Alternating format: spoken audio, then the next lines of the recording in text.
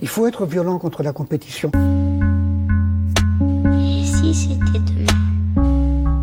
Il faut être violent contre la violence. De même que la seule guerre bonne, nous dit l'abbé Pierre, c'est la guerre contre la misère, eh bien la seule violence, c'est la violence contre la violence.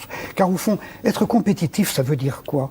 Ça veut dire vouloir passer devant un autre. Et quels sont les grands personnages qui ont fait avancer la science, qui ont fait avancer la pensée humaine? Ils n'étaient pas compétitifs. Est-ce qu'Einstein était compétitif? Absolument pas. Il se battait contre personne. Il n'avait pas envie d'arriver le premier. Il avait envie de comprendre des choses qu'il n'arrivait pas à comprendre et que les autres croyaient avoir compris, mais il avait bien tort. Eh bien, lui, il se battait contre lui-même. La compétition, mais il faut y réfléchir un peu. Chaque fois que l'on accepte la compétition, on accepte de mépriser quelqu'un, de le détruire, et on est en train de se détruire soi-même, puisque un beau jour on perdra. C'est pas sérieux, ni pour un État, ni pour une collectivité quelconque, ni pour un individu.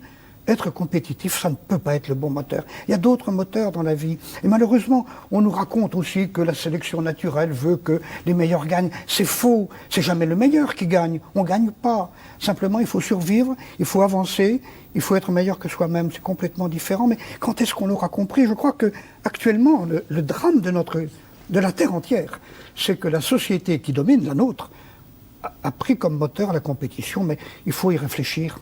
C'est forcément un poison.